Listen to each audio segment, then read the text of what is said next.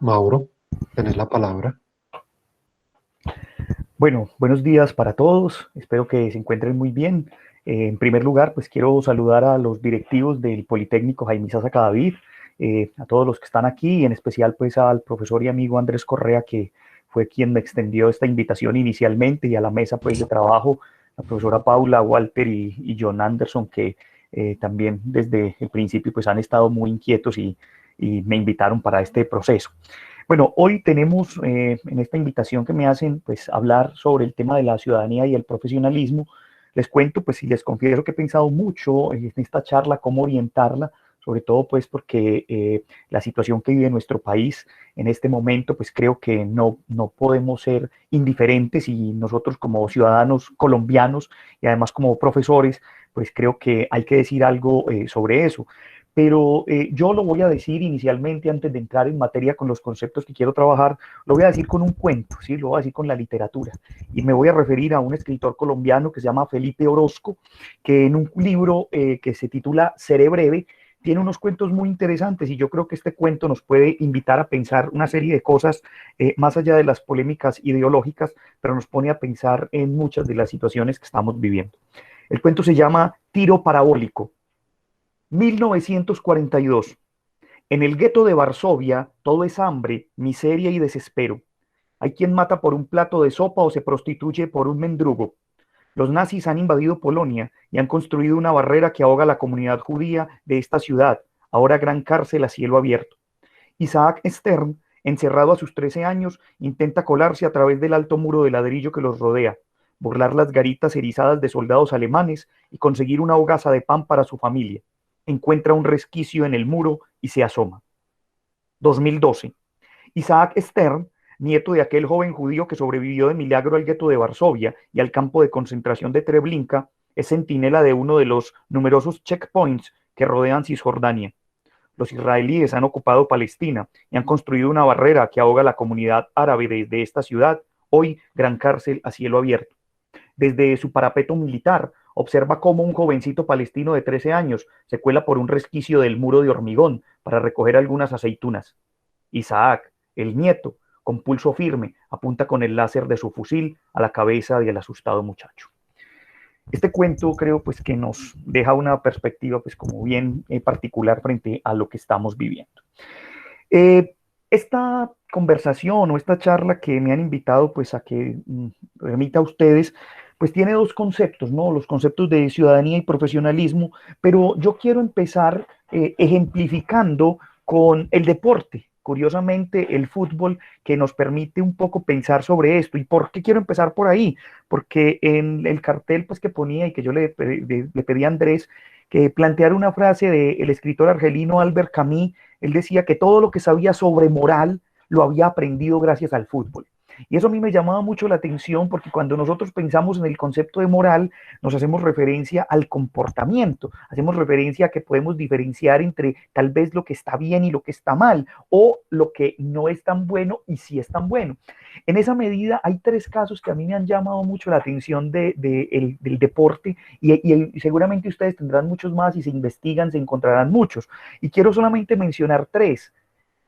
El primero es con un jugador alemán, Miroslav Klose, que en un partido de fútbol muy curiosamente hizo un gol con la mano, y bueno, todos sus compañeros fueron a celebrarlo, pero él mismo se fue hasta donde el árbitro y le dijo, no, anúlelo, yo metí la mano.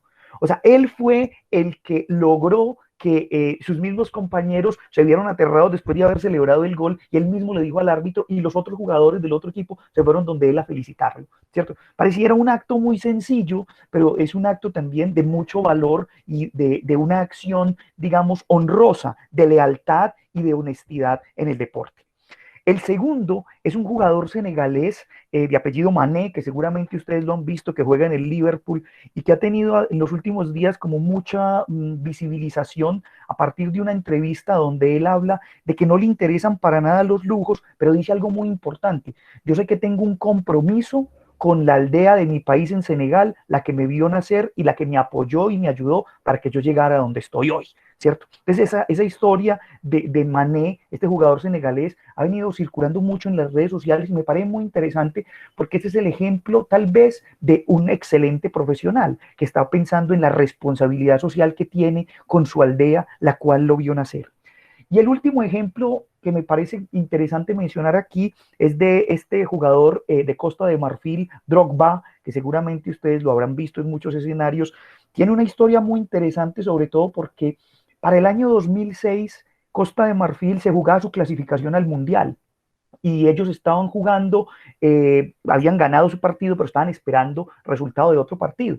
Al fin y al cabo se les dieron las condiciones, pero el hecho era que en ese contexto de la eliminatoria, Costa de Marfil estaba en una guerra civil en el año 2005, ¿sí? Y se acabó el partido, ellos celebraron en el camerino, pero Drogba lo que hizo fue hacer un video.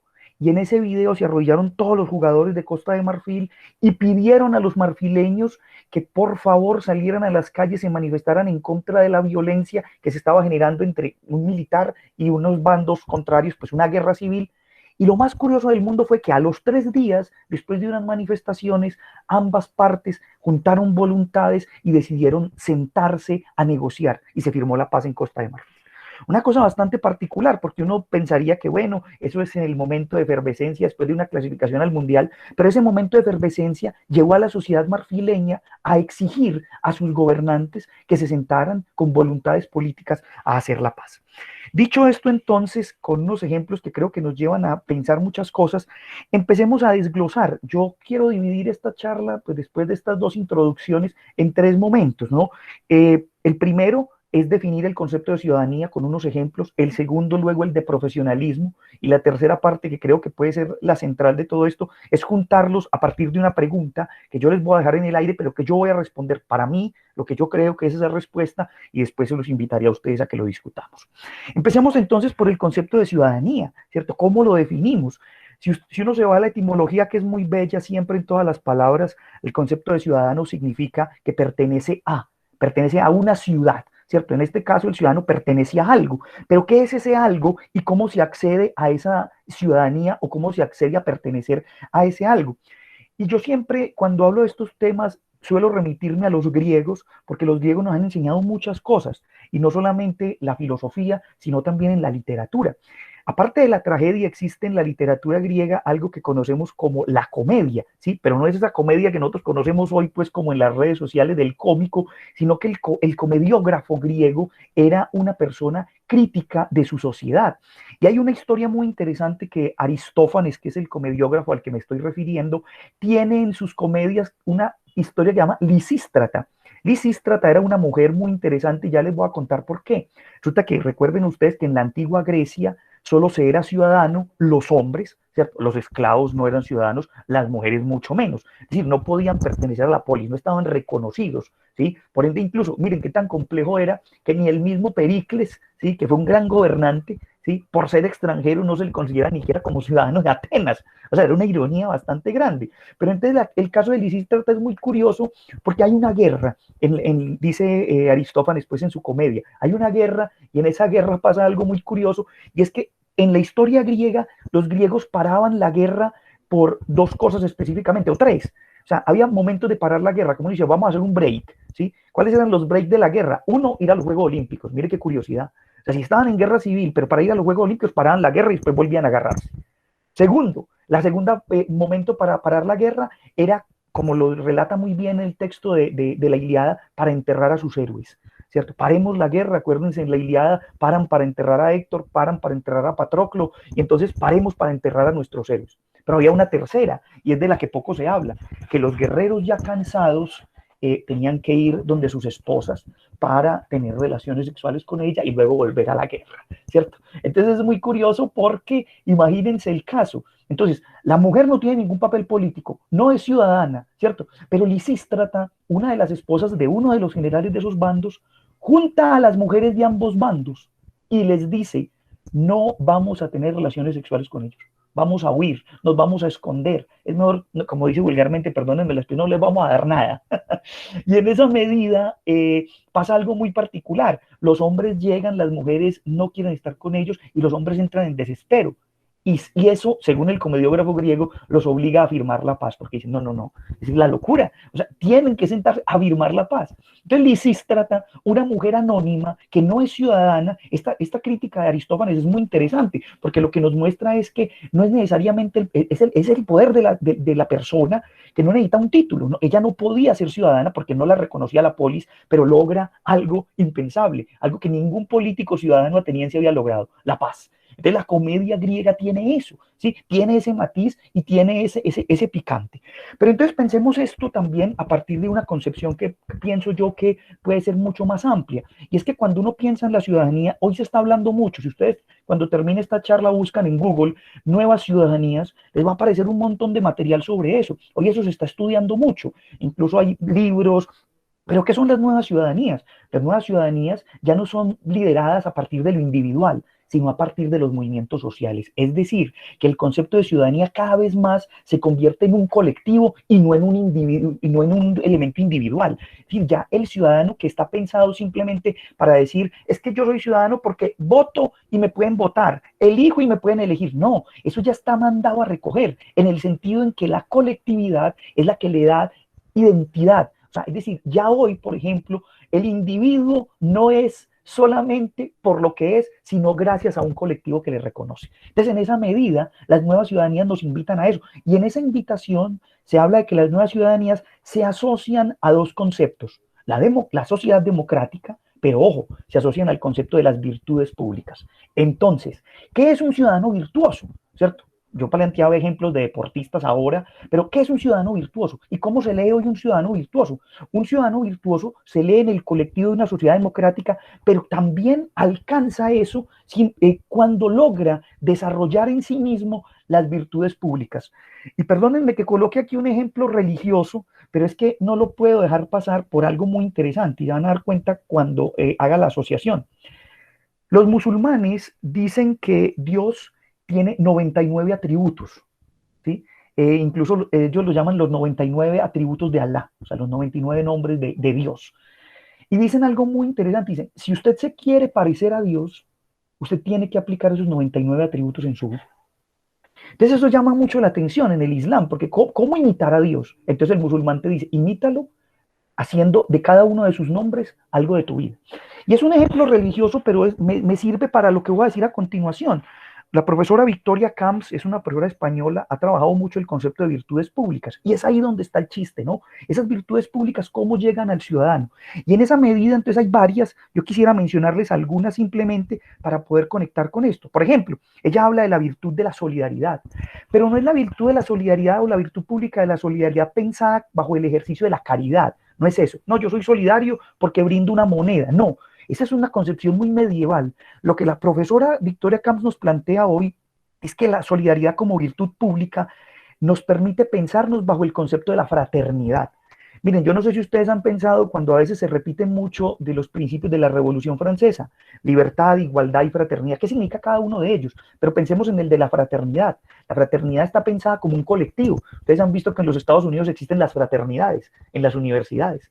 Y ese concepto de fraternidad es un concepto de colectivo. No es porque yo soy muy fraterno y que soy muy cariñoso. No, no, no, no. La fraternidad es un colectivo que se junta para. Entonces, la virtud pública de la solidaridad, pensada en el ciudadano, como diría Rorty, el famoso escritor y filósofo norteamericano, es la que nos pone a pensar y a reconocernos a nosotros en común y da humanidad. Mire qué curioso, ¿qué dice Rorty? ¿Qué nos hace comunes a nosotros como seres humanos? La humanidad. Y en ese concepto entonces es donde la virtud pública de la solidaridad, ¿qué es lo que logra? Amplía el ámbito del nosotros. O sea que ya no somos, Todorov lo tenía muy claro cuando hablaba y se veían los discursos, unos y otros, esos y aquellos, la diferencia. En cambio, lo que trata es de ampliar el elemento del nosotros. Y perdónenme, no lo voy a ampliar, pero se los dejo ahí picando para que ustedes piensen una cosa. Los que puedan ser católicos o cristianos, pero más allá de eso, miren esto, lean ustedes la historia de Jesús de las parábolas del buen samaritano, y entiendan el concepto de prójimo, no para Jesús, sino el concepto de prójimo para la sociedad de Jesús, para los judíos. ¿Qué entendían los judíos por prójimo? Y cómo Jesús les cambia el concepto. ¿sí? De prójimo, ojo, porque el concepto de prójimo es, la gente lo dice, ah, sí, mi prójimo es aquel otro. No, piensen para qué eran, por eso las palabras son tan interesantes y las palabras se desenvuelven en contextos, ¿cierto? Entonces, en esa medida, el concepto de solidaridad como virtud pública está pensada para ampliar el nosotros. Ojo, segunda virtud pública que plantea Victoria Camps para la ciudadanía en democracias, ¿cierto? Ella habla de la tolerancia, pero dice que la tolerancia no está asociada o pensada bajo la idea de que yo me aguanto al otro. No, la tolerancia, en la medida de ser una virtud pública para una ciudadanía que se desarrolla colectivamente y en ámbitos democráticos, está pensado, ojo, en dos cosas muy importantes.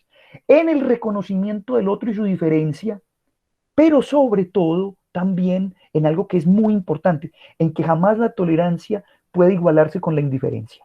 Y ese sí es un punto muy importante, porque igualar la tolerancia con la indiferencia es perder la noción que existe del daño y del daño que se hace al otro.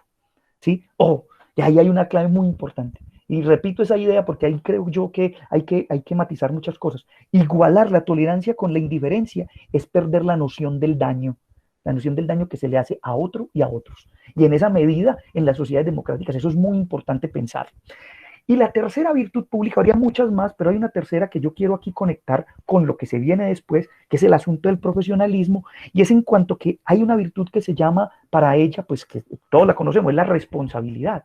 Pero miren qué interesante el concepto de responsabilidad pensado por Victoria Camps en esta medida. Hay un filósofo que ella cita, que bueno, yo sé que algunos de ustedes lo habrán leído y que a mí me gusta mucho, y es Jean-Paul Sartre. Jean-Paul Sartre tiene una sentencia muy interesante cuando dice, estamos condenados a ser libres. Claro, cuando uno escucha esa sentencia y uno deja como, oye, condenados a ser libres, pero ¿qué significa en el fondo estar condenados a ser libres?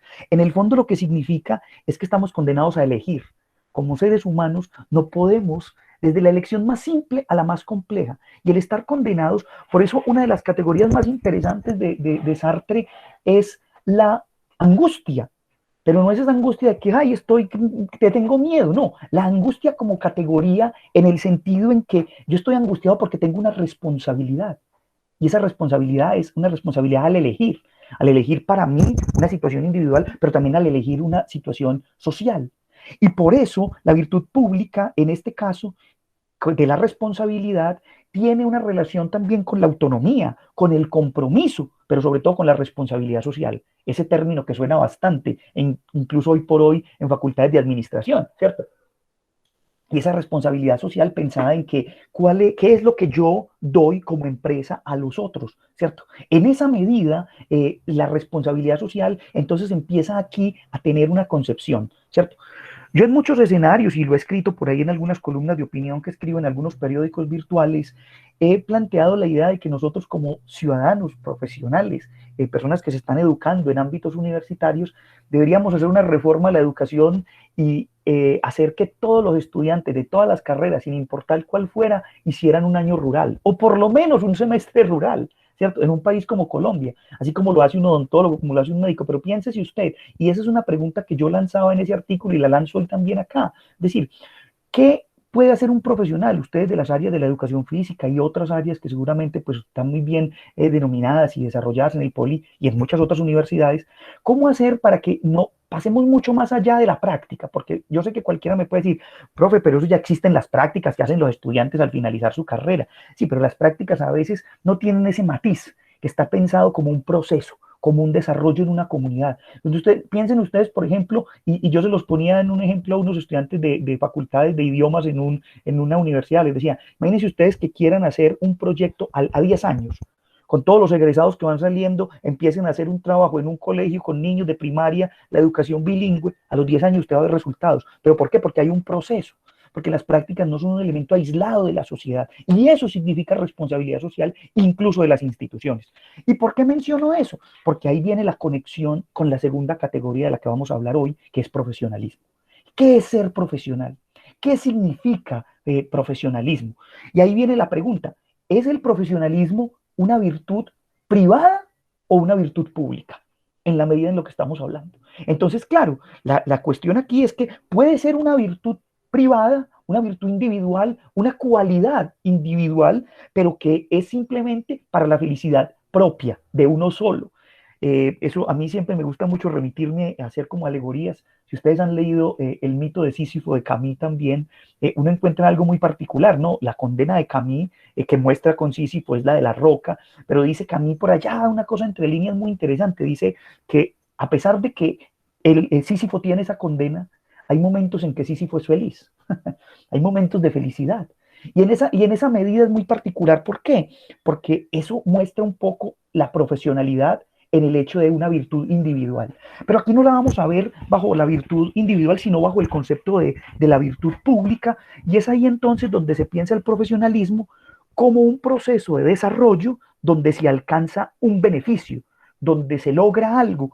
Eh, Muy debatido eso hoy y con muchas preguntas sobre eso. Miren, hay un filósofo surcoreano que está muy famoso, Byung-Chul Han, que ustedes seguramente habrán leído por ahí algo de él, y él tiene un texto que se llama La sociedad del cansancio, ¿cierto? Y yo creo que es uno de los primeros ensayos, sobre todo muy interesantes, y al inicio de la pandemia se movió bastante ese ensayo, y además porque él trae ahí una cosa muy, muy interesante. Él dice que en el afán del éxito, ojo, en el afán del éxito, nosotros nos explotamos a nosotros mismos y creemos que nos estamos realizando. Entonces, que ya no es un ejercicio de explotación del otro, del que está por fuera, del que está en la empresa diciéndome usted tiene que ser superior. No, no. Él dice, en la sociedad en que estamos, los profesionales, aunque no diga que los profesionales, pero lo podemos asociar aquí con lo que estamos hablando, hay un afán de éxito y termina uno explotándose a uno mismo. Y terminamos sin saber y entender en realidad qué es lo que significa el concepto del éxito. ¿Cierto? Y ahí viene una preocupación en cuanto a lo social. Miren esto, cuando uno lee la historia de la humanidad y sobre todo la historia del siglo XX, encuentra una serie de contradicciones muy particulares. En 1968, el mundo estaba convulsionado y uno de los lugares donde el mundo explotó fue el Mayo francés, ¿sí? Los estudiantes, los profesores, los intelectuales, los académicos en las calles de París haciendo su revolución. Eso después explotó en muchas otras partes, en el hipismo, en muchas partes de los Estados Unidos, etcétera. El año 68 es un año muy convulsionado. Pero miren qué interesante lo que pasó allí. O sea, ese movimiento fue una sociedad, ¿y por qué les digo lo contradictorio? Mire, fue una sociedad de intelectuales, de profesionales en contra del consumismo y terminamos siendo la generación más consumista. Qué paradoja, ¿no? Entonces, aquellos que intentaron tumbar el consumismo terminaron siendo y terminaron dándonos las bases para hacer la sociedad más consumista, en la sociedad de profesionales, ¿cierto? Y que incluso a mí me llama mucho la atención una conferencia que dicta Victoria Camps, porque ella dice que somos una sociedad hiperespecializada. Entonces ya, por ejemplo, cuando uno se conoce con gente, las respuestas son, ¿usted qué hace? Ah, sí, no, yo estudié no sé dónde, estoy haciendo tal cosa, ta, ta, ta. O sea, que le muestran a ustedes el currículo, ¿cierto? Entonces no se preguntan por otras cosas, ¿cierto? No, mandame la hoja de vida al correo y yo leo antes de encontrarme con vos entonces, ¿cierto? Entonces, en esa medida jugamos también con esa sociedad, pero entonces definamos no solamente el concepto de profesional a partir pues, de su etimología u otras cosas, sino que definámoslo en esta medida. Miren, ¿qué es el profesional o qué es ser profesional? Ser profesional es ser una persona, un ciudadano coherente entre conocimiento y el cómo ese conocimiento transforma su ser en el mundo. Y cuando digo su ser en el mundo no me refiero solamente a él, sino a los que lo rodean. Entonces, en el concepto de profesionalismo hay una realidad, porque es que los profesionales son ciudadanos también, ¿cierto? Pero hoy ni siquiera ciudadanos de un país, ciudadanos del mundo. Incluso hablemos hasta de ciudadanías virtuales, eso que llaman nuevas ciudadanías, ¿cierto? Hoy somos ciudadanos virtuales. Incluso pareciera que para entrar a ciertas cosas necesitamos un pasaporte, ¿cierto? Así como para entrar a otro país como ciudadano necesito el pasaporte de Colombia o la visa, aquí también hay redes sociales que ya le limitan a uno cosas, entonces ya no tenés el pasaporte de ciudadano, ¿cierto? Entonces, en esa modalidad, el profesionalismo y la ciudadanía se van encontrando, pero miren cómo se van encontrando también, y volvemos a los griegos no los podemos olvidar. Aristóteles nos daba dos medidas para pensar al profesional, pero no porque él estuviera pensando en ese momento en las especialidades pues, que tenemos hoy nosotros, porque yo le digo a mis estudiantes muchas veces que a veces nosotros pensamos que en la antigüedad cuando a uno le decían pues que se sentaban en el ágora era como que de 8 a 10 vamos a ver geografía, de 10 a 12 pues no sé, educación física, no, porque ahí había una discusión alrededor de la palabra y lo interesante de Aristóteles, él decía, miren, hay dos conceptos muy bellos, uno es la poiesis y la otra es la praxis. ¿Qué es la poiesis? La poiesis es la actividad productiva, es la que hace el artesano, ¿sí? Pero es una actividad productiva que está asociada también al gusto, al deseo y al placer. Por eso cuando usted habla de la autopoiesis, es que lo que está haciendo, ¿cierto? Se está autocreando, se está autoconstruyendo, usted, ¿cierto? Entonces, en esa medida, cuando se habla de la poiesis, desde los griegos, Aristóteles lo menciona, esa es la construcción del artesano, que empieza a moldear. Y ahí, por ejemplo, ya después muchos filósofos posteriores, como Séneca, y después Lin Yutang, y después el mismo Foucault, nos vinieron a hablar de lo que significa la poiesis en relación con nosotros y con los otros. Y de ahí empieza a surgir conceptos como el cuidado de sí, el cuidado de uno mismo. Miren, los griegos tenían una sentencia muy bella, mente sana en cuerpo sano, ¿sí? Y esa era una sentencia muy particular en torno al cuidado de sí, que en realidad es ¿qué? La ética. El cuidado del otro, que es ¿qué? La política, la relación. Y el cuidado de lo otro, que es ¿qué? La ecología. Miren, ustedes, no sé si bueno, cada cual profesará lo que quiera, pues religiosamente hablando, pero yo creo que un texto que más allá de cualquier cosa que deberíamos leer todos es esa encíclica de Laudato Si que escribió el Papa Francisco. Más allá de que sea el Papa o lo que sea, o sea, yo pienso que el Papa con esa encíclica nos dijo una cosa muy interesante, habitamos una casa común, y en esa casa común todos, sin importar el estrato, el rango, la profesión, tenemos una responsabilidad. Y en esa medida de la poiesis está eso, el cuidado de sí, el cuidado del otro y el cuidado del otro, ¿cierto? Entonces ahí vamos encontrando esa forma. Pero también existe la praxis. Y la praxis, que como su especificidad lo dice, es una práctica, es una acción cotidiana. Pero ojo, esa acción cotidiana que a veces se ve transversalizada por la explotación. Pues aquí no voy a hablar de términos marxistas, pero Marx en esa medida lo tenía muy claro. Y miren una palabra que yo no sé si ustedes se han dado cuenta de eso. La otra vez hablamos con Andrés de las palabras valija. Pues ustedes han pensado la palabra negocio. ¿Qué es la palabra negocio? La palabra negocio es junta dos cosas.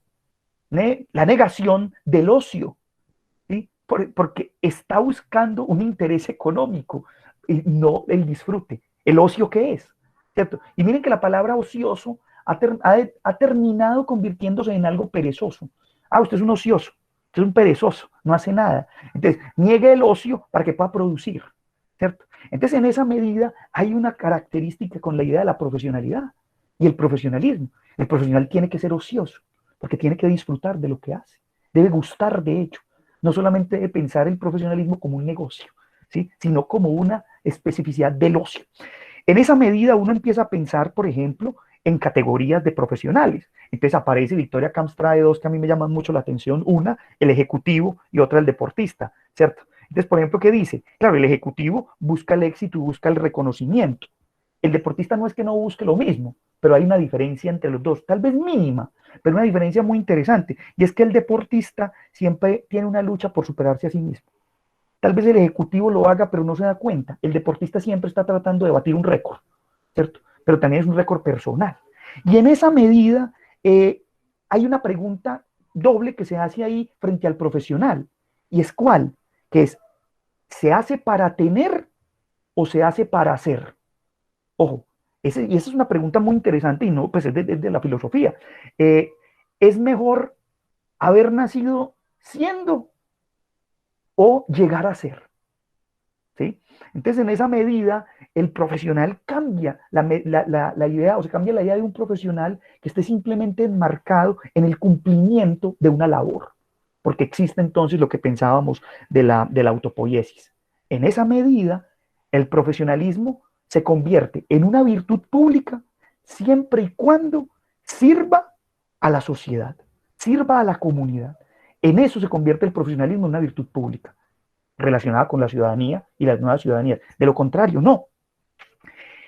Y dicho eso, entonces, bajo esos dos conceptos, pues vamos a la parte final y al colofón de esta charla, que está entonces planteada bajo la idea de que la pregunta de fondo aquí es, ¿cuál debe ser el aporte del ciudadano profesional para su sociedad? ¿Cierto? Entonces, la tercera parte de la charla, la última, la centro en esa pregunta y yo la voy a contestar. ¿Cuál debe ser el aporte del ciudadano profesional para su sociedad? Piénsese usted como ciudadano profesional y cuál es su aporte para la sociedad. Entonces, usted me puede decir, bueno, y usted, dígala usted, respóndala usted, yo lo voy a responder, en el sentido de lo que yo siento como profesional.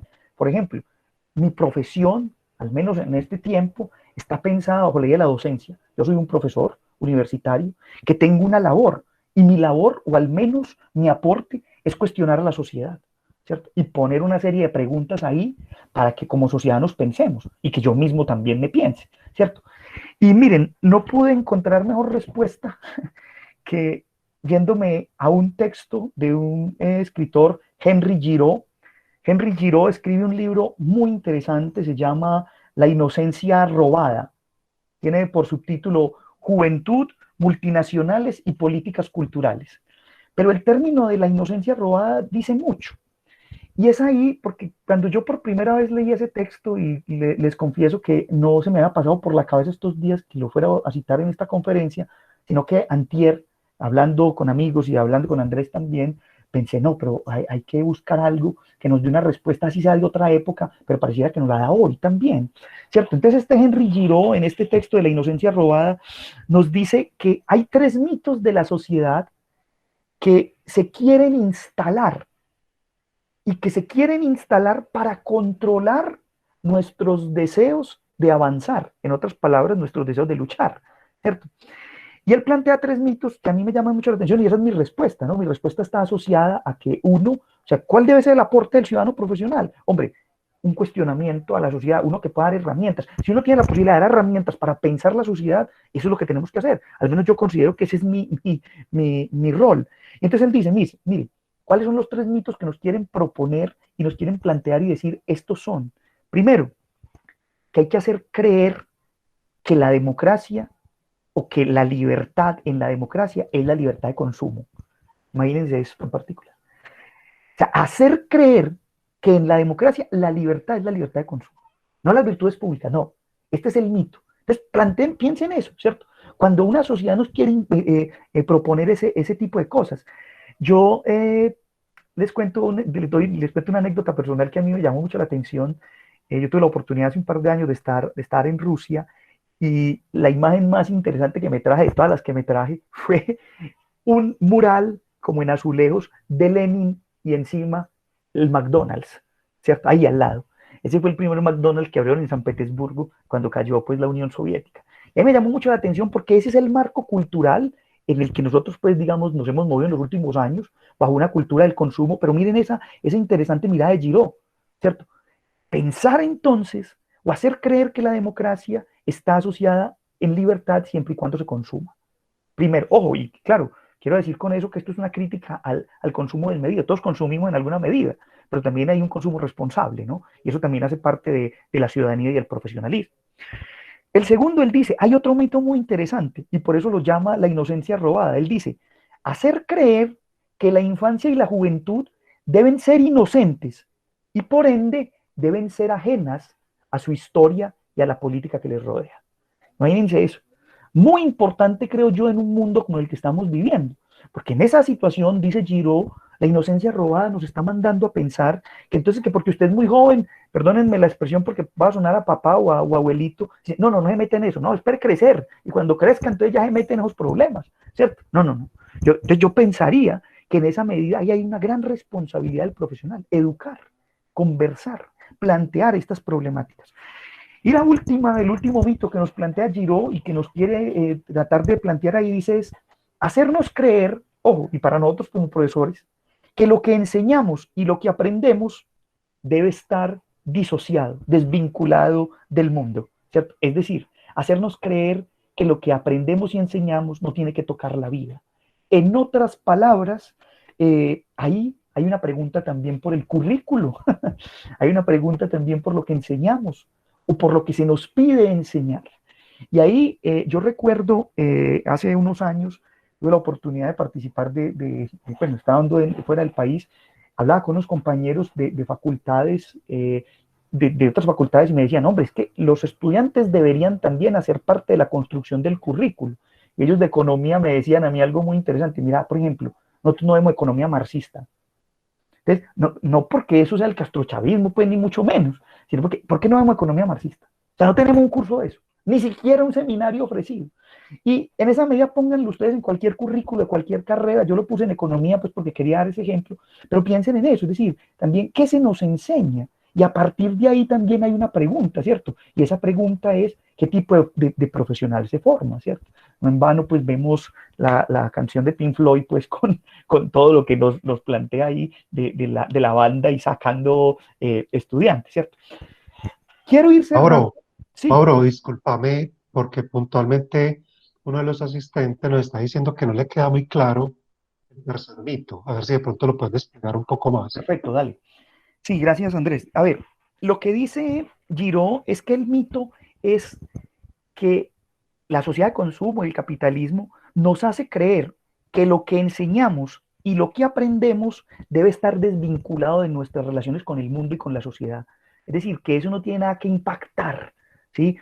Como que pensemos en algo, es decir, uno diría hoy, ¿para qué los intelectuales, cierto? En una sociedad como Colombia, ¿qué están haciendo los filósofos, cierto? ¿Qué están haciendo los politólogos en una situación como la que estamos viviendo hoy? ¿O están simplemente estudiando teoría política internacional y eso después cómo lo llevan a la vida cotidiana? Entonces, el mito está en aquello de que, dice Giraud, el sistema en alguna medida nos trata de desvincular de la sociedad, ¿cierto? Y ese es eso muestra el no vínculo con el mundo, muestra el no vínculo con la responsabilidad social que decíamos en torno a la necesidad y a la obligación que tiene. Mire, a mí me da mucha tristeza tenerlo que decir y en muchos escenarios lo digo, porque es que la responsabilidad social, y cuando uno lo piensa en las empresas, yo no soy administrador, pero tengo muchos amigos administradores y he discutido con ellos eso, porque por ejemplo, miren, no voy a decir nombres de compañías ni lugares, pero cuando una empresa llega a un territorio donde va a hacer una explotación, por ejemplo, minera, y la responsabilidad social es decirle a la comunidad que les van a hacer una cancha, pero que además de eso ellos tienen que explotar, tienen que volar el río, porque el río lo tienen que desviar para poder hacer exploraciones. La responsabilidad social con el medio ambiente. O sea, quien sepa de eso sabe que eso es un daño al ecosistema impresionante. ¿Dónde está la responsabilidad social? ¿Está en dónde? Entonces, no, se hizo la cancha. No, en esa medida yo pienso que hay también una responsabilidad con el medio ambiente. Cierro con esto para que abramos un poco el debate, siendo un poco respetuoso con el tiempo. Tengo aquí 37 minutos. eh, Cierro con algo que quisiera dejar también ahí sonando para la conversación. Y es lo siguiente. Hay que pensar las categorías que todos los días tenemos y que transversalizan nuestra vida profesional. Hay que pensar esas categorías en relación con el ambiente social. Es decir, hay que pensar cómo esas categorías con las que nosotros todos los días nos desenvolvemos juegan un papel importante en el colectivo, en el nosotros. Y es ahí donde se empieza a pensar los conceptos de las nuevas ciudadanías. ¿Y por qué se los digo? Porque miren, esto va a sonar muy raro decirlo, cuando yo diga que existe una ciudadanía colectiva, derechos colectivos, víctimas colectivas. Ese término de colectivo es un elemento que nos permite pensar en los imaginarios sociales, en imaginarios colectivos que existen. Y por ende, ese es un deseo común, social. Y perdónenme que termine con esta idea, que es una idea, puede ser hasta política, pero no pensada en lo que está pasando, pero sí pensada como sociedad. Nosotros podemos ser un país que comparte fronteras y comparte símbolos, pero no somos una nación. Somos muchas naciones, muchos planteamientos nacionales dentro de unas fronteras y nos faltan muchas cosas para pensar un proyecto común como nación. Les agradezco mucho por la atención y bueno, quedo atento a cualquier comentario o pregunta. Muchas gracias. Mauro, mil gracias, hermano, por la charla, por las ideas. Eh, digamos que la sensación que me queda a mí y que sé que le quedan a varias, que incluso me están escribiendo por el chat, es como la energía que tenés hacia el tema que impulsa, ¿cierto? A pensar más y abrirle más aristas a los temas que me estás proponiendo. Edwin Solórzano nos está preguntando en el chat si puedes de pronto articular un poco más como estas ideas, fuerza, que estás compartiéndonos, caso Colombia, ¿cierto? El caso Colombia. Sí. Recogemos algunas y después respondo varias o de a una. ¿Cómo querés? Bueno, Recojamos algunas, primero como una vas primera anotando tanda. ahí. Digo, Sí, yo sí, vas aquí voy anotando anotando, ahí. sí. Bien, abrimos micrófono o chat para Buenos los asistentes. días. Dale Alejandra. Bueno, primero quiero felicitarte, Mauricio, y muchas gracias por la invitación. De verdad, como lo dije ahora, este es un horario complejo, pero no haber asistido me hubiera perdido de algo maravilloso.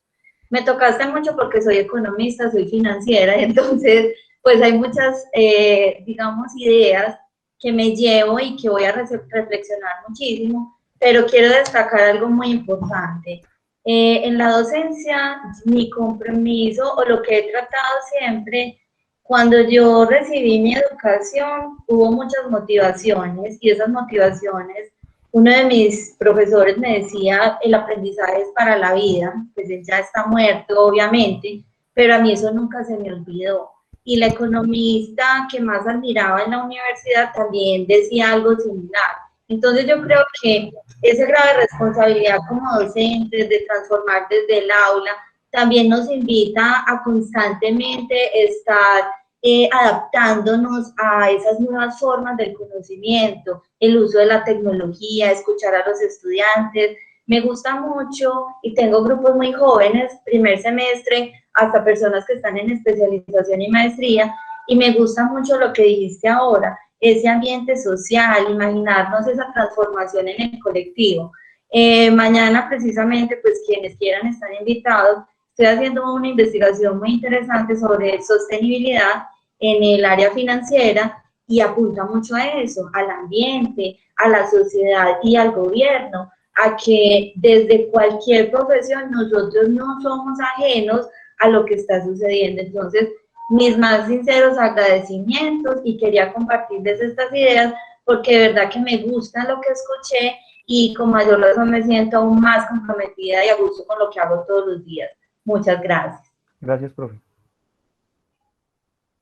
Gracias, Alejandro. El estudiante Andrés Mora nos acaba de escribir. Yo tengo un problema con mi chat. Vi que escribió, pero no logré captar todo lo que dijo. Y también Edwin Solórzano nos levanta la mano. Como no leí lo que dice Andrés, no sé si él quiere hablar o si ya está expresa en el chat la pregunta. Andrés, si quieres, te digo qué es lo que nos manifiesta Andrés Mora. Él dice, buenos días, profe, tengo dos preguntas. En ese profesionalismo y ciudadanía, ¿qué papel cumple la hospitalidad? Y la segunda pregunta, en esa ciudadanía política, ¿qué papel debería cumplir el docente en aras de estas coyunturas? Perfecto. Bien, y Edwin acaba de levantar la mano, entonces creo que también podemos escucharlo, para que Mauro vaya a ir recolectando las inquietudes. Dale, Edwin. Buenos días a todos y todas. Muchas gracias, profesor Mauricio Montoya. Me siento confrontado y también revisando mi actuar como profesional ya en el trabajo. Yo, para todos, me presento, soy realizador audiovisual, básicamente, comunicador audiovisual en dibujos animados. Y tuve un cisma en mi carrera hace 5 años y no entendía por qué. Después de 3 intentos de hacer empresa en Colombia, y ahora que puedo hacer una revisión clara, me doy cuenta de que el momento más encantador de mi vida tuvo que ver cuando tuve una oportunidad única, digamos un corchete que hubo en la gobernación de Antioquia, en la Secretaría de Salud, en donde pude hacer dibujos animados para la educación y lo que yo llamaba edutainment, o sea, educar con entretenimiento. Era un momento en que yo no tenía tanta empresa, no tenía tanta gente alrededor trabajando conmigo y no tenía tanta tecnología, pero tenía las posibilidades de hacer ya dibujos animados más allá de los 30 segundos que hacíamos para publicidad o putricidad, como yo le digo, respetando a los que les guste o no. Tengo mis críticas al respecto. Pero ver esos animados alrededor de la alimentación, alrededor del trabajo con el oro, alrededor de la salud y cómo esos trabajos llegaban al campo, ahora que usted estaba diciendo eso, y cómo me vi confrontado como profesional de la ciudad, en donde me decían, no, es que esas cocinas que estás pintando no son las cocinas de la gente, vení, mira, entérate. Entonces yo iba con los extramurales a mirar y me enteraba. Y luego podía ver cómo esos dibujos animados llegaban a gente que nunca habían visto dibujos animados en la vida, niños que nunca habían visto un Disney ni nada, pero que los extramurales llegaban allá con una batería a hacer trabajo ontológico y les dijeron, lleven un televisor y un VHS para que estos niños se enteren. Trabajos que tenían que ir 9, 6 horas en mula. Ver eso, ese impacto, fue lo que a mí me transformó. Desgraciadamente no hubo manera de seguir con eso porque la educación aquí no, pues todos sabemos, no interesa realmente. Y esas platas se diluyeron en otras cosas. Entonces no tuve cómo seguir en ese proceso y me encarreté, desgraciadamente, en el consumismo, obviamente, de productos que no sirven para nada, que nada le aportan a la sociedad, y por tanto yo a los 10, 15 años de estar en eso, tuve un cisma y dije, yo no quiero seguir en esto, estoy jodido, esto no es. Entonces eso me pone a reflexionar. Esto simplemente es una reflexión que yo hago sobre lo que usted está diciendo y me ayuda a cantidades a enfocar mucho más mi vida profesional hoy. O sea, ¿cuál es mi papel dentro de mi sociedad? ¿Cuál es mi papel como profesional y como ser humano?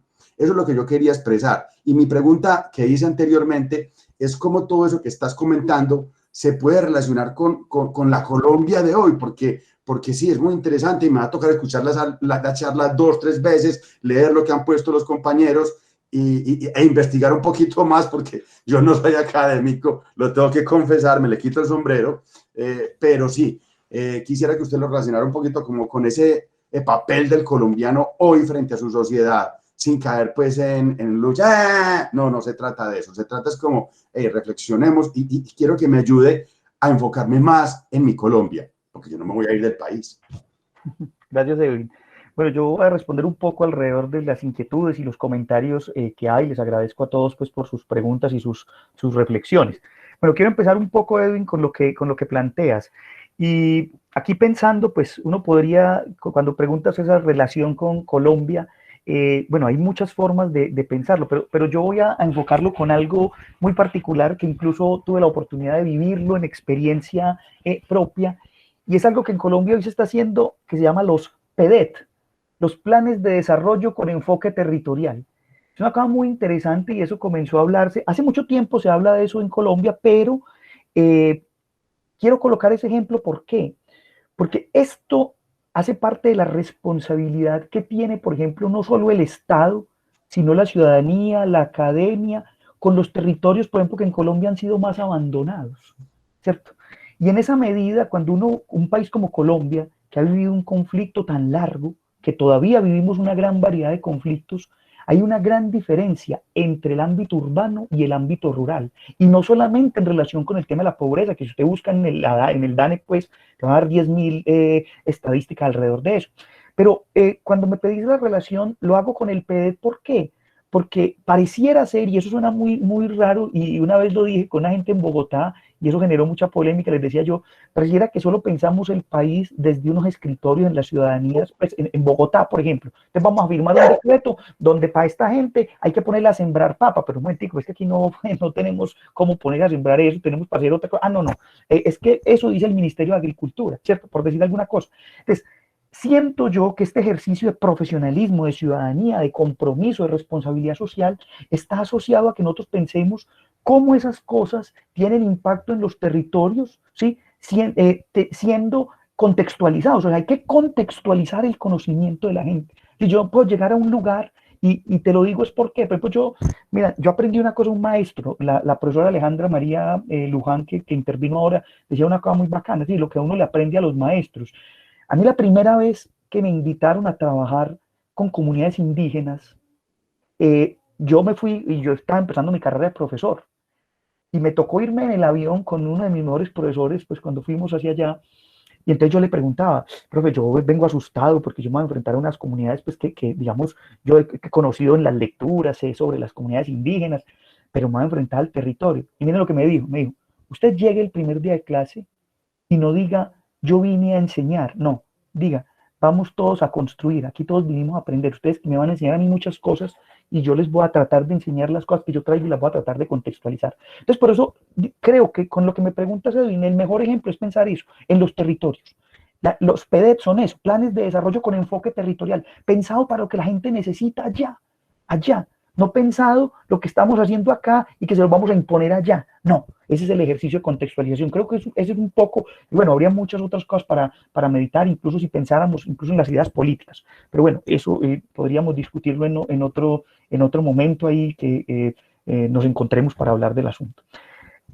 La segunda pregunta que me hacían, dos preguntas sobre la idea de la hospitalidad. Bueno, el concepto de hospitalidad también creo que está muy relacionado con el elemento de solidaridad que mencionábamos pues en una de las virtudes públicas. Y miren, a mí, yo no sé por qué, pero cuando la persona que hizo la pregunta sobre la hospitalidad, yo le invito a que vea la película Nómadas, ¿sí? No sé si ya se la vieron, ¿sí? Esa película que acaba de ganar el Oscar. Sí, y también la señora, no me acuerdo ahora la actriz, si alguien se acuerda, nos dice el nombre, Andrés. Frances McDormand. Exacto, McDormand, sí, gracias Andrés. Mire, esa pregunta que usted hace sobre la hospitalidad y la solidaridad está planteada ahí. Yo creo que esa película nos tiene que decir algo. Y la respuesta, yo no tendría mayor respuesta que decirle, vaya y vea esa película. Así que la respuesta mía es invitarlo a ver esa película, no más, véasela. Y yo creo que ahí va a encontrar usted la respuesta en lo que significa la hospitalidad en los conceptos de ciudadanía y profesionalismo. Y cuando también pregunta por el hecho del docente, ¿cuál es el papel del docente en esta coyuntura? Mire, yo remito a una figura. Sócrates tenía una particularidad en los diálogos. Los diálogos de Platón tienen algo muy curioso. Hay una palabra muy bonita que son las aporías. ¿Qué es una aporía? Una aporía es algo que en realidad nunca termina. Si ustedes han leído los diálogos de Platón y cuando uno está en la universidad y los leía, uno a veces veía que incluso los filósofos terminan y es que bueno, otro día conversaremos de estas cosas y nunca más volvían a hablar de eso. Y uno era berraca buscando de dónde más volvían a hablar de eso y no, ¿cierto? Entonces, ¿pero por qué? Porque eso es la aporía. La aporía es poner un montón de cosas ahí, ¿sí? Y en esa medida generar una discusión, pero dejarla abierta. Pero el papel del docente, y ahí es donde vengo con la figura de Sócrates, es muy interesante. ¿Por qué? Porque Sócrates era llamado el partero del conocimiento. El partero del conocimiento gracias a las preguntas. ¿Por qué? Porque mire lo que decía Sócrates, claro, con toda la teoría platónica, pues que no vamos a explicar aquí, pero él decía algo así como esto, mire, usted sabe, lo que pasa es que usted se le olvidó lo que sabía. Entonces yo, a partir de las preguntas, lo que voy a hacer es hacerle recordar lo que usted sabe, pero se le olvidó. ¿Cierto? Claro, eso tenía que ver con el mundo de las ideas de Platón, es mucho más complejo, pero el ejemplo se los planteo para esto. El docente debe evitar a toda costa ser un transmisor de conocimiento. Uno lo es y lo somos, pero el fin específico del docente es que sea un partero del conocimiento, que ayude a parir, ¿cierto? Que ayude a parir conocimiento. Por eso las parteras que hacen, con un montón de elementos tradicionales, pues hoy tenemos pues todo lo que significa pues un embarazo, piensen en eso, la partera. En las comunidades las parteras son supremamente importantes, incluso porque acompañan el embarazo, pero también parir es sacar de. Entonces por eso a Sócrates le decían el partero del conocimiento, porque ayuda a partir de las preguntas a que usted genere, organice ese embarazo, saque esas ideas. Entonces, para mí ese es el papel del docente, ser partero, no transmisor, ser generador, no solamente inculcador. Mauro, el profe Mariano Altamiranda levantó la mano, entonces, profe, tenés la palabra. Mauricio, muchas gracias por tu charla, muy interesante todo lo que nos plantea. Yo quiero aprovechar que los demás docentes han hablado un poco como de sus contextos profesionales. Yo quisiera también hacerte una pregunta desde mi contexto también de investigación. Tú hablas un poco sobre lo de la apropiación social del conocimiento, que es algo que MinCiencia le está apostando bastante a muchos proyectos de ciencia básica y aplicada. Pero yo quisiera preguntarte, por ejemplo, en mi caso yo trabajo en un área de investigación que es como el control de enfermedades que transmiten los insectos, malaria, dengue, bueno, todas esas enfermedades. Y uno de los resultados de investigación, uno siempre encuentra que hay un componente social muy importante en la presencia de esas enfermedades. Por ejemplo, uno puede llegar a las comunidades y decirles, no acumulen agua, por favor, mantengan limpio tales temas, pero resulta que eso va más allá, es cuestiones sociales que las personas no tienen acueducto, en muchas regiones del país no hay otra forma sino acumular agua. Entonces, yo sé que la educación impacta y hay que apostarle porque impacta a la sociedad, pero ¿cómo uno rompe esa brecha entre el discurso de la educación y la realidad del contexto social que va mucho más allá, por ejemplo, para la prevención de enfermedades? Gracias, profe. Escuchemos algunos otros y alguien más y ahí vamos contando. Si me permiten, respecto a lo que está diciendo, con todo respeto, el profesor Mariano, cuando yo enseño finanzas, he tenido la posibilidad de ir por muchas regiones. Y para mí la región que más me impactó fue Frontino. Yo llegué en un programa de regionalización y a compartir con unos estudiantes que estaban terminando su proceso de formación en administración. Y no solo las jornadas fueron extensas, sino el grado de agrado con el que ellos recibieron ese conocimiento. Obviamente tuve que hacer muchas modificaciones y en ese entonces, no recuerdo pues el año con precisión, solo había un computador para que todos accedieran a internet y poder hacer algunas de las prácticas que yo les proponía. Yo estuve viajando durante 3 fines de semana. El primer fin de semana vine con ideas, mejor dicho, quería transformar en 3 segundos. Segundo fin de semana dije, esto no es conmigo, voy a llevar aquí herramientas desde mi casa, voy a hacer esto, y está el plan B, el C, el D, lo que sea. Terminamos y todavía tengo contacto con algunos de esos estudiantes. Para mí lo más satisfactorio es que en esa pequeña realidad hubo transformación. Y fue gratificante porque tengo un estudiante que trabaja en una cooperativa y a raíz de esa clase, por decirlo de alguna forma, siguió su proceso en especialización en finanzas y demás. Entonces, ¿yo qué he identificado? Que no solo es el papel protagónico del conocimiento, sino la identidad que yo tengo con ese conocimiento. O sea, yo pienso que uno tiene que, a veces llega uno al salón de clase o en la misma aula virtual y a uno se le tiene que olvidar que se llama Alejandra Luján y ponerse las botas del que me está escuchando. En estos días yo les decía, chicos, ya yo los felicito, ustedes son audaces, porque se conectan, están en la clase, quieren hacer muchas cosas. Y mi misión, ustedes cada vez me tiran más cositas para que yo pueda buscar cómo los voy a cautivar, cómo hacer que enciendan la cámara, cómo hacer que se queden conmigo. Hoy a las 6 de la mañana, de 22 estudiantes, tuve 4 y nos quedamos hasta las 7:15 hablando de muchas cosas, incluida pues la asesoría y demás, pero quería como hacer esa reflexión. O sea, yo pienso que acá estamos en un momento crucial también para nosotros. Tenemos un grave responsabilidad súper alto, cómo nos expresamos, qué hacemos, qué decimos, el tono y esa transformación. Yo insisto, a mí me educaron en un ambiente en donde me decían, las transformaciones empiezan por uno. ¿Qué estoy aportando para hacer la transformación? Si quiero hacer protesta, mi forma de protestar es pacífica. Habrá otro que la quiera hacer de otra manera, pero ¿qué hago? Por lo menos hagan. Entonces, esa era pues como la idea y gracias por permitirme expresar. Bueno, yo voy a sumar ahí a las ideas, a lo que plantea la profesora Alejandra y con lo que plantea el profesor Mariano.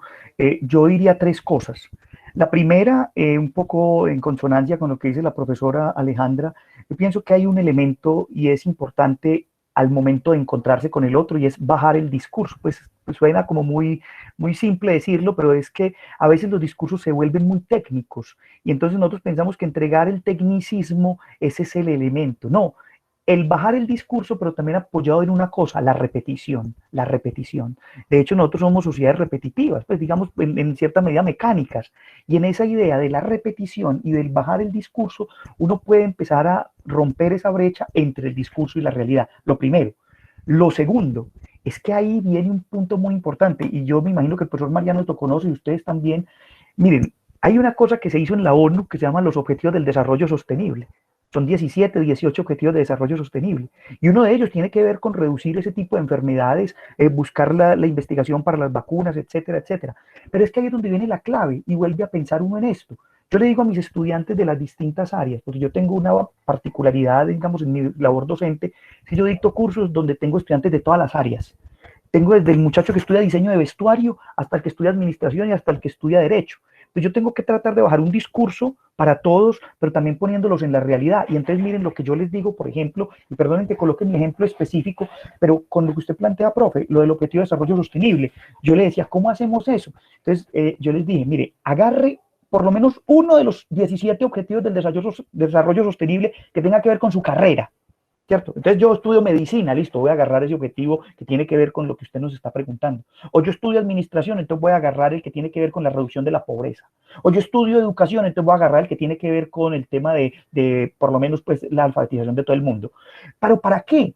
Para que lo agarre y lo piense, no solamente pensarlo, sino para que revise, ojo, ese objetivo, cómo se está tratando de cumplir en el país.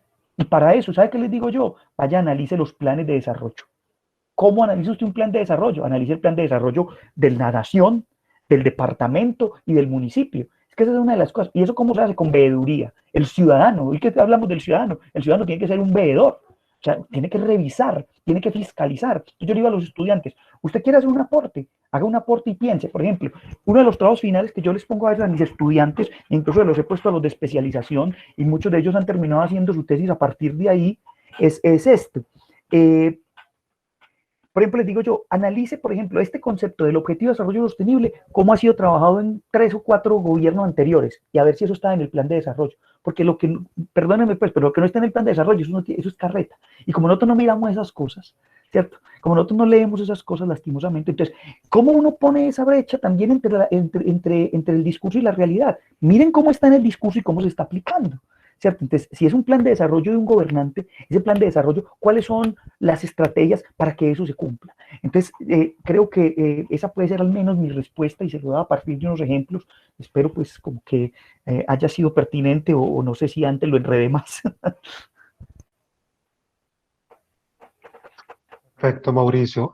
¿Alguien más se anima a un comentario, una inquietud? Sí, tengo una pregunta sobre lo que acaba de decir el profe Mauricio y que siempre me ha rondado la cabeza, sobre todo porque yo notaba que cuando hacíamos los trabajos sobre alimentación, sobre agua, sobre dengue, sobre el manejo del oro, etcétera, nos dábamos cuenta, primero, que no tenía ninguna, que si no había una real voluntad político-económica sobre las regiones, pues lo que nosotros hacíamos no era sino llenar un listado para que la sección dijera, listo, se hizo, pero no veíamos que tuviera repercusiones a largo plazo. Y en ese largo plazo es mi pregunta, ¿por qué Colombia no tiene un proyecto país a 10 años, a 20 años y simplemente nos quedamos en lo que cada gobernante, pues, no voy a entrar en política, diga que se debe hacer cada cuatrenio e igualmente en las regiones? ¿Qué pasa ahí? ¿Por qué no tenemos esa visión de país a largo plazo de tal manera que podamos hacer la construcción que decía usted con los niños en inglés, por ejemplo? Le voy a decir dos cosas. La primera, de una manera muy boba, pero creo yo que dice algo. ¿Sabe por qué? Porque en el país sufrimos una cosa que sufren muchos países de América Latina, el síndrome de Adán. ¿Sabe qué es el síndrome de Adán? Que cuando uno llega, uno cree que es la última Coca-Cola del desierto y que vino a inventarlo todo, ¿cierto? Entonces, ese es el síndrome de Adán, y ese es el síndrome de los gobiernos, lastimosamente, de América Latina, ¿cierto? Porque entonces, el que hizo antes de mí no hay nadie, todo lo que hizo está mal, el síndrome de Adán, yo soy, porque acuérdense que a Adán, ¿qué le dieron? Dios le dio a Adán la potestad de la palabra, y por eso Adán pudo nombrar todo, ¿cierto? Entonces, ese es el síndrome de Adán de nuestros gobiernos, lastimosamente. Y lo segundo, ¿cómo? Dale. Mauro, justo aquí con lo que está nombrando Edwin, que recién me leí una novela sobre el emperador Adriano, y este comentario es muy puntual. Adriano en su carta dice, me acuesto sobre los muertos para medirme a mí mismo. Y esa frase significa, él empieza a hablar de todos los emperadores que lo precedieron y antecedieron, a ver sus buenas acciones, sus buenas gestiones, por así decirlo. Y él se mide con base en las buenas gestiones de los emperadores anteriores. Incluso logra ver las de Nerón. ¿Cierto? Exacto. Y en esa medida, entonces, eso es lo primero, ¿no? Lo primero débil. Y lo segundo, que sufrimos de ese síndrome de Adán. Y lo segundo es lo siguiente, es que ahí es donde viene el reto de la ciudadanía veedora, la ciudadanía que revisa. Entonces volvemos a eso, los planes de desarrollo. Por ejemplo, no por preguntar un examen, pregúntense ustedes por lo menos si han leído ustedes el plan de desarrollo de su ciudad, de la ciudad donde vivimos, y han puesto en consonancia su profesión con el plan de desarrollo. Por ejemplo, ahí hay una pregunta, y no es solamente para un ciudadano, es también para un elector.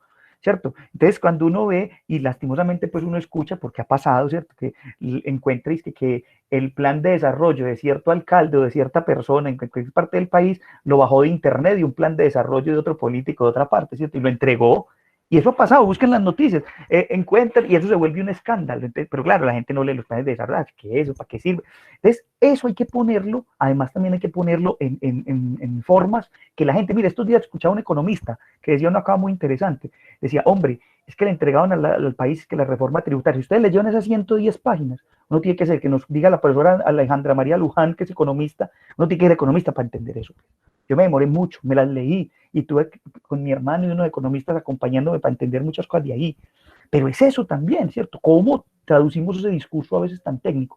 Pero la clave es, pienso yo, que como ciudadanos veedores también revisemos ese tipo de cosas y las pensemos en consonancia. Cierro con un ejemplo que conocí y que me parece muy interesante, porque esto tiene que ver con políticas públicas, Edwin, y para todos, y seguramente los que son expertos en eso lo sabrán mejor que yo. Faltan las voluntades para unir a quienes en realidad pueden hacer muchas cosas. Por ejemplo, imagínense ustedes un convenio entre la empresa privada, la universidad pública y el Estado, ¿cierto? Un triángulo que en muchas partes aparentemente está, pero que no se desarrolla del todo. Miren, la Universidad de Sao Paulo, la USP, hizo una cosa muy interesante con eso. Agarró la empresa y la empresa privada les dijo, yo les voy a poner 10 laboratorios en la universidad.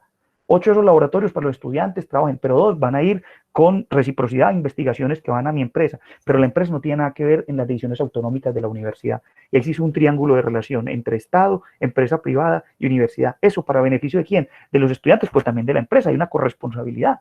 En esa medida es unir voluntades políticas para que las cosas funcionen. Quiero darle el pie a nuestro compañero John Anderson para que también rescate algunos de los comentarios en el chat. Claro, Andrés. A ver, voy a hacer comentarios que tienen aquí dos docentes.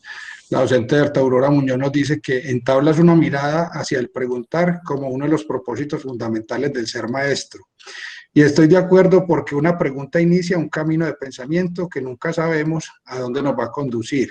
Hay una magia para encontrar múltiples saberes. Y la docente Adriana Patricia Salazar nos dice, gracias doctor Mauricio por compartir sus reflexiones y me deja inquieta con las posturas que ha desarrollado. Sería interesante en el currículo reflexionar, indagar y comprender todo este asunto histórico, social y cultural en relación a la enseñanza, aprendizaje, en la configuración de maestro. También vi que la docente Berta Aurora quería decir algo, entonces... Bienvenida, doña Berta Aurora. Yo no vi, por ejemplo. No, pues de verdad que es muy arrollador. Lo llevan a uno de esperanza, para hablar en términos muy freirianos, ¿cierto? Es esperanzador escuchar este tipo de diálogos porque nos pone a nosotros en esa condición como maestros de enamorarnos de lo que hacemos, de estar comprometidos con eso que hacemos y de darle el justo valor a todos esos actores que intervienen en ese proceso educativo. Tú decías ahora, Mauricio, que suele pensarse que los niños y los jóvenes entonces no deberían estar como incursos en ciertas problemáticas, pero habría que pensar esa infancia mirada no como en términos de la edad, sino como una manera de mirar el mundo. Esa manera de saborearse lo que hay en el mundo, esa manera de estar permanentemente asombrándose con lo que está sucediendo y estarse haciendo, como tú bien lo decías y yo lo expresé en el chat, ser unos permanentes preguntones. ¿Por qué es lo que pasa? ¿Qué es lo que hay allí? ¿Qué hay de fondo? Y nosotros como maestros entonces es como pensar esa condición de no ser unos respondones a toda hora, sino dejar preguntas que sigan cocinándose, que sigan como marchando, para usar un término muy de estos momentos de la historia, que sigan marchando, que sigan estando de viaje, ¿cierto? Que sigan estando de paseo, que es una forma también de enseñar y aprender, o sea, es como esa relación errante que que se determina cuando somos preguntones y cuando estamos cuestionándonos por el mundo, porque hay una manera entonces allí de estar configurándose como conocedores de ese territorio, de ese terreno, de ese ámbito en el que estamos. Entonces los maestros debemos estar en esa consonancia permanente de leer las realidades y como tú también nos invitas a hacer transformaciones permanentes de esas realidades, pero eso no se podrá lograr si yo no tengo realmente una conciencia de cuál es mi papel político, por ejemplo, en esta construcción de ser docente y de estar brindando unos procesos de enseñanza y aprendizaje. Ese asunto de lo político, no como lo politiquero, sino como esa toma de postura, como esa manera de manejar el asunto de la opinión, pero más que la opinión, como entender cómo se articulan todos los aspectos. Por ejemplo, esta mañana me llamaba mucho la atención un comentario que había en relación a que Colombia quería ser como el centro, el epicentro de la Copa América. En un momento tan convulsionado como en el que estamos en este momento, en un momento en el que estamos realmente abatidos, heridos, con una problemática social sumamente fuerte, pensar en la Copa América como una instrumentalización del deporte.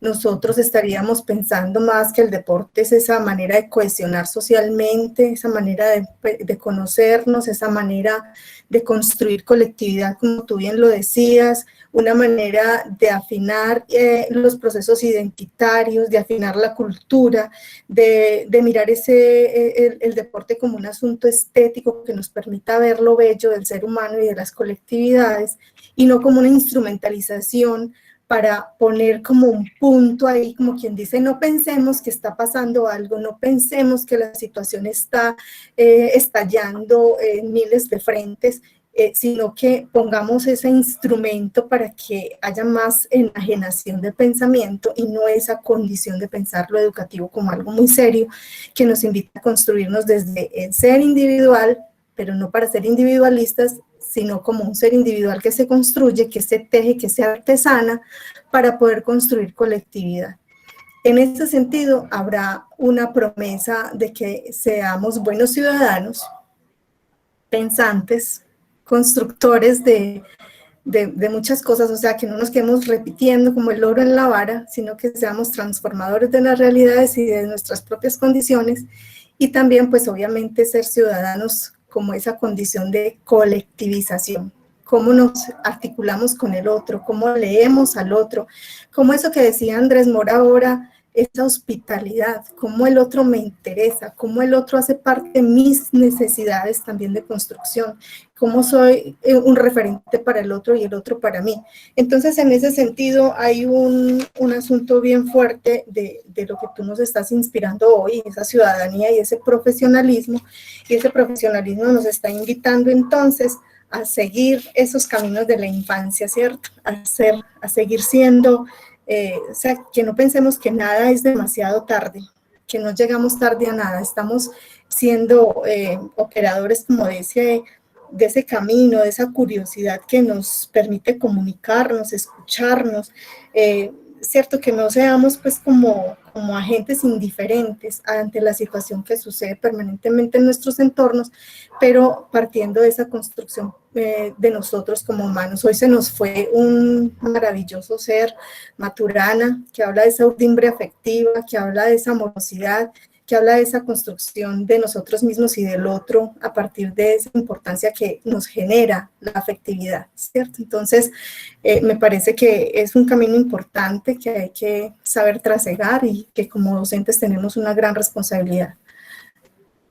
Muchas gracias por tus aportes, Mauricio. Gracias, profesora Berta. Yo quisiera sumar dos ideas a lo que usted muy bien dice en torno a todo esto. Lo primero es que hay algo muy curioso, se lo escuché a un profesor de Cali hace unos meses en una charla y él hablaba de que tenemos que crear currículos proscritos y me llamó mucho la atención, que decía, claro, es decir, hay muchas cosas que se han sacado que en realidad deberían volver, entonces hay que crear currículos proscritos, por eso hay que revisar a ver, y esos proscritos curiosamente son a veces los que más dan en el punto, ¿cierto? Y lo segundo, con lo de la niñez, yo los invito, si ustedes de pronto les puedo pasar a Andrés luego el dato completo.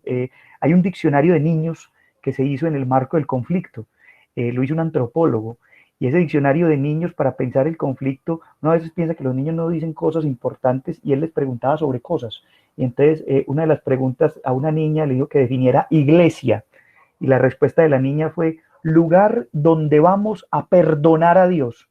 Imagínense la respuesta de la niña, lugar donde vamos a perdonar a Dios. Impresionante, ¿no? A Nietzsche no se le ocurrió. Impresionante la definición de una niña. Y yo le doy luego el dato completo a Andrés, que es un diccionario que construyó un antropólogo, yendo a los territorios, hablando con los niños que habían sido víctimas, tal vez no directas, pero sí indirectas, de todo lo que ha significado el conflicto colombiano, y sacar eso, extraer eso. Es ahí donde viene la posibilidad de que esas preguntas salgan. Muchas gracias, profesora Berta. Vale, yo levanté la mano para Yo mismo darme la palabra a mí mismo. Evidentemente, pues movilizas con las ideas que nos estás compartiendo, y lo quiero como enfocar mucho en el ámbito de la educación, ¿cierto? Al hijo mío le ponen una tarea, cante el himno de la alegría. Entonces acá, en plena coyuntura, pues le hicimos una reescritura al himno de la alegría con el tema, pues, de la marcha, del paro, etc.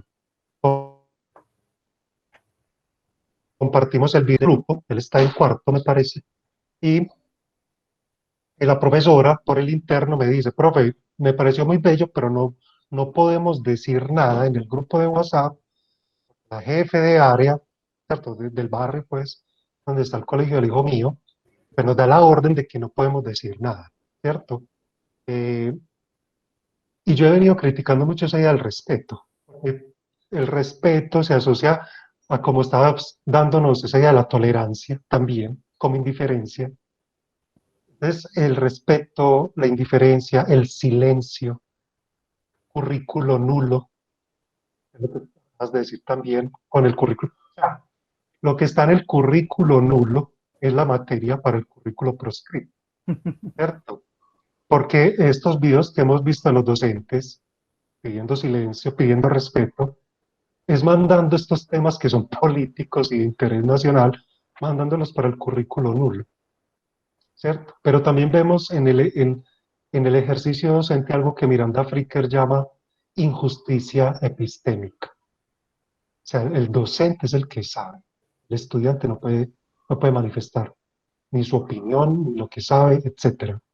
Entonces ahí en términos de nuestra función como profesionales quedamos muy cuestionados. No solo porque actuamos arbitrariamente y realizamos un abuso de poder, sino porque es que esa arbitrariedad y ese abuso de poder es la ignorancia. Nosotros también adolecemos de esta educación en las virtudes públicas, como nos referenciaba desde Victoria Camps, ¿cierto? Entonces, hay que mirar el currículo nulo. Vale. Bien, 11:27. Quiero pues extenderle el agradecimiento desde el Politécnico Jaime Isaza Cadavid al profesor Mauricio Montoya por su conversación, por las ideas que nos expuso. Creo que son detonantes y que quedarán para nosotros pues, como generará futuras reflexiones en torno a nuestras funciones, ¿cierto? Públicas como profesionales de la docencia. Pues yo quiero aprovechar para agradecerles a ustedes, Andrés, pues que me extendió la invitación a la mesa, a la profesora Paula, al profesor Walter, al profesor John Anderson, a todos los que estuvieron. Para mí es muy grato poder participar de estos espacios porque creo que esto construye y esto nos permite dejar de alguna manera pues un antecedente para muchas otras cosas. De mi parte solo gratitud, y si en cualquier momento puedo volver a acompañarlos desde las prácticas y las experiencias en las que yo me desenvuelvo, y si alguien puede servirle lo que yo hago, con mucho gusto estoy a su entera disposición. Muchas gracias, quedo muy agradecido, muy nutrido y aprendiendo y con muchas cosas para investigar. Ojalá pasen la grabación porque necesito volver a escucharlo porque es demasiado para mi cerebro tan poco cultivado lo que usted está hablando. Profe Berta, vi que tenías el micrófono activado, No, ¿no? ¿Un accidente o lo quieres puse decir algo? diciendo que tus ideas seguirán viajando, porque la educación en sí misma es un viaje. Somos errantes de este proceso de formación y tú nos invitas a hacer ese camino que no tendrá que decir que empezó aquí, terminó allí, sino que justamente es eso, esa construcción de cosas que son inesperadas, que no sabes que te vas a encontrar, que nos dejas como con esa picazoncita, como bueno, ¿para dónde vamos a seguir apuntando nuestras ideas? ¿Para dónde vamos a seguir apuntando nuestros procesos de aprendizaje? ¿Qué vamos a hacer con esas construcciones curriculares? ¿Hacia dónde vamos a permitir que vayan migrando? O sea, nos invitas a ser errantes y eso es bien importante. Muchas gracias. A usted, profe. Vale, con estas palabras de la profesora Berta, entonces los invito a que culminemos la reunión y les extendemos la invitación desde el equipo de EPIC para el próximo semestre, donde desarrollaremos también una nueva mesa de trabajo ya en relación con conceptos relacionados con la pedagogía. Andrés, Gracias. la profesora Sonia quería decir algo. No, Vale. simplemente Sí. no. Muchas gracias. Todo fue súper interesante. Sobre todo recién inició que estaba diciendo que ojalá hubiera una transformación educativa donde obligara a los profesionales, no sé si obligarse al término, a vivir un semestre. Yo tuve la oportunidad, y qué pena pues que lo haga cuando ya casi se estaban despidiendo, pero yo tuve la oportunidad de participar en una investigación. Yo soy docente de cátedra del Poli, pero alguna vez fui a un evento y vi que estaban promocionando una investigación de currículo de ASCOFADER, o sea, la Asociación Colombiana de Facultades de Educación. Y yo vi eso y dije, yo quiero estar ahí. Y bueno, ahí me colé y tuve la oportunidad de trabajar en un subcapítulo que era el concurso docente en Colombia. A raíz de eso me metí a indagar cómo eran los concursos en otros países y entre las cosas que me llamó la atención es que México a sus docentes, y repito, no sé si la palabra será obliga, pero hay una norma que dice que los docentes en México primero deben pasar un año por lo rural antes de venir a instalarse en lo urbano. Y esa idea me ha quedado sonando y me martilla, y yo digo que pesar yo desde acá, estas esferas tan bajas, que no tenga cómo aportar allá la transformación de la educación superior en Colombia, porque no solo son los maestros, yo pienso que todos los profesionales en Colombia deberían pasar un año, no un semestre, sino un año por el campo, por lo rural, porque Colombia tiene unos aires de citadinos y por eso se da lo que el doctor Mauricio decía, ese desconocimiento, y de la profesora también Alejandra, ese desconocimiento de nuestros pueblos, de nuestras costumbres, de nuestras culturas, de nuestras maneras de ser, de actuar, de alimentarnos. Un ejemplo tan sencillo como que viene una chica, digamos, del Amazonas a estudiar nutrición a la Universidad de Antioquia y acá le empiezan a hablar de brócoli, coliflor, y ella, ¿y qué es eso? Pues, como por decir algo, ¿en qué idioma me están hablando? Entonces, es como, esa idea me ha martillado muchísimo y ojalá pudiera aportar a esa transformación para que los profesionales pasen por el campo, pasen por lo rural y conozcamos las dos caras. Y yo no sé si Colombia tiene 2 o tiene 3 o tiene 4, pero que pudiéramos conocer las caras que tiene Colombia para que dejemos esa postura a veces tan cómoda de mirar desde la ciudad y desconocer, por ejemplo, un proceso de paz. Ay, no, el presidente Santos vendió a Colombia, pero claro, si no estamos allá en el campo, no nos ha tocado las balaceras, no nos ha tocado ver caer, en fin, cosas como esas. Dios le pague, Mauricio, muchas gracias, motivación total, y ojalá pueda volver a estar con nosotros.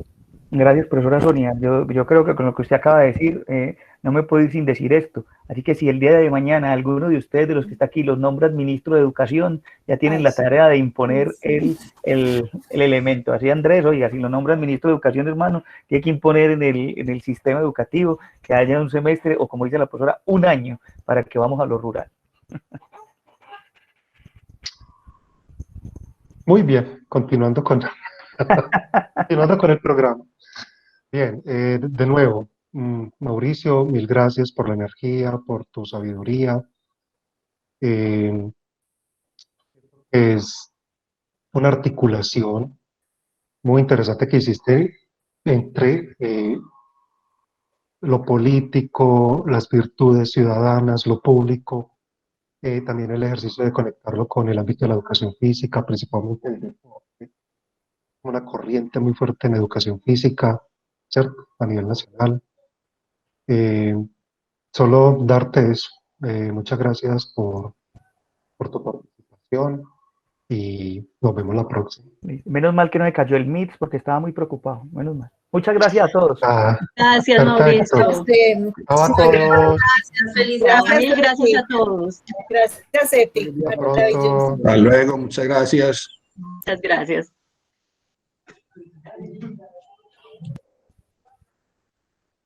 Al equipo nos quedamos, por favor, que unos minuticos. Claro, sí. Sacho, muchas gracias. Nos vemos. Mauricio, Chao, mil Mauro. gracias. Muy amable, Gracias. muchas gracias. Súper Jorge. bien.